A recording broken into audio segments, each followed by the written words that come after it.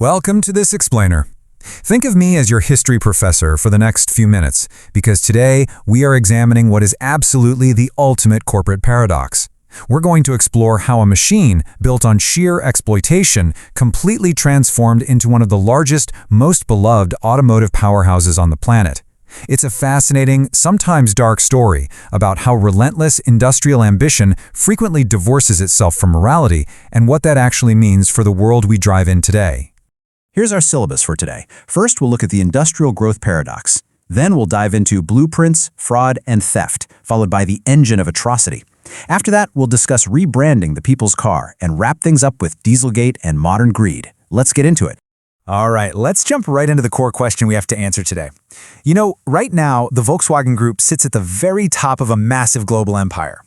They control the most luxurious, cutting-edge supercar brands in the world. We're talking Bugatti, Bentley, Lamborghini, and yet the foundation of this towering corporate success is built on a pretty grim 1930s reality of state-sponsored propaganda, stolen designs, and wartime horrors. So, how do we even reconcile those two things? Section 1. The Industrial Growth Paradox. Let's look at 1930s Germany and the need for mobility. To really understand this, we need to set the scene. It's 1933. Germany is reeling from its defeat in World War I, and they are feeling the crushing weight of the Great Depression. The national economy is completely broken, and the industrial sector is practically on life support. At this time, automobiles were an absolute luxury. Get this, only 1 in 50 Germans actually owned a car. Out of 86 German car manufacturers that existed in the 1920s, a mere 12 had survived. It was in this incredibly desperate environment that Adolf Hitler, who was a massive admirer of Henry Ford's Model T, demanded the creation of an affordable car for the masses. He wanted a vehicle that could fit a family of 5, cost less than a small motorbike, and hit speeds of 100 kilometers per hour. So, to pull off this seemingly impossible specification, Hitler established a massive, state-run program known as Strength Through Joy. Under this government mandate, a brand new state-backed enterprise was born. They named it Volkswagen, which, as you might know, literally translates to the People's Car Company. Moving right along to Section 2, Blueprints, Fraud, and Theft. This is the true story behind the origins of the Beetle. You see, the foundational growth of this company really masks a deep history of theft, and it all centers around a brilliant but heavily compromised engineer named Ferdinand Porsche. While Porsche gets the official credit for the iconic Beetle design, historical evidence points to heavy borrowing, if not outright theft. Key elements, like the tubular chassis, the air-cooled rear engine, and that famous domed roof, they were secretly stolen from a Jewish engineer named Joseph Gans and his standard superior car, as well as Czech designer Hans Lidwinka's Tatra V570. When Tatra threatened a copyright lawsuit over this, Hitler simply promised Porsche he would take care of it. Sure enough, 15 months later, German tanks rolled into Czechoslovakia, seized the Tatra factory, and forced that lawsuit to be dropped entirely. But the theft wasn't just intellectual, it was deeply, deeply financial. To fund the massive factory needed for this stolen vision, the regime swindled over 336,000 desperate citizens. People eagerly bought into an installment plan, dutifully paying 5 Reichmarks every single week to save up for their new vehicle. They generated millions for the regime, yet when all was said and done, not a single ordinary citizen ever received a car. Which brings us to Section 3. The engine of atrocity. Let's talk about World War II and forced labor. So, where did all those citizens' savings go? Well, they vanished into thin air because civilian production was really just a facade. As World War II broke out, that massive new factory in Wolfsburg was secretly and swiftly converted for a much darker purpose. Civilian cars were immediately replaced by military machines. The factories started pumping out the Kuba-wagon and the amphibious Schwimmwagen. And to keep up with this relentless wartime production, they turned to horrific exploitation. Over 80% of Volkswagen's wartime workforce consisted of forced laborers. We're talking Soviet prisoners of war, Polish civilians, and Jewish prisoners pulled directly from concentration camps. They lived in absolutely deplorable conditions and were systematically underfed, abused, and worked to death. The human toll of this unchecked, state-sponsored industry is horrifying, and it's captured in this one number, 365. That is the number of infants who died in an on-site nursery built specifically for pregnant laborers. It essentially functioned as a death camp, utilizing deliberate starvation, freezing conditions, and medical neglect for the sole purpose of forcing those mothers back onto the assembly line immediately. It is an incredibly dark chapter. Now, as historians, we do have to step back and look at the whole picture.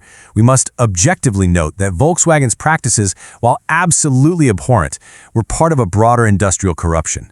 American subsidiaries operating in Germany at the time, specifically those of Ford and General Motors, were similarly co-opted by the Third Reich into using forced labor to build war machines.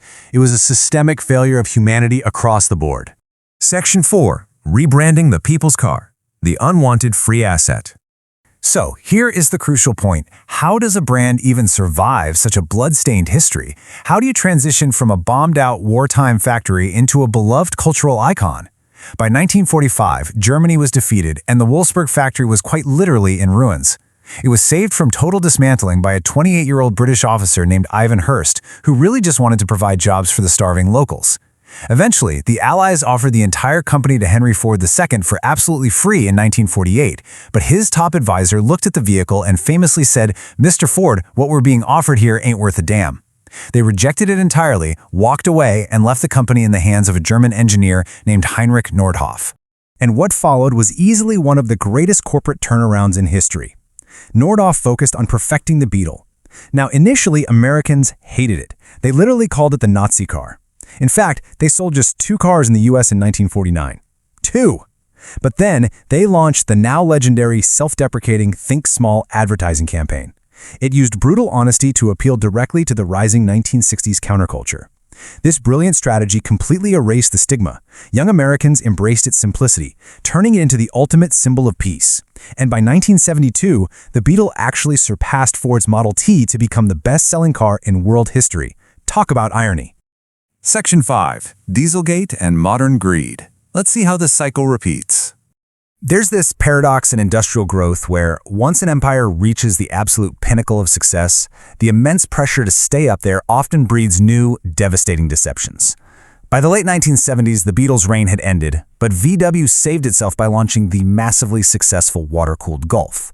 The cash flow from the Golf was so huge, it allowed Volkswagen to assemble a staggering near-luxury empire. They went on a shopping spree, systematically buying up their former competitors, swallowing Audi, Lamborghini, Porsche, Bentley, and Bugatti. They transformed into a premium titan completely obsessed with global dominance. And in their ruthless pursuit to be number one, Volkswagen heavily marketed this new, clean diesel technology. It was so convincing they even won Green Car of the Year.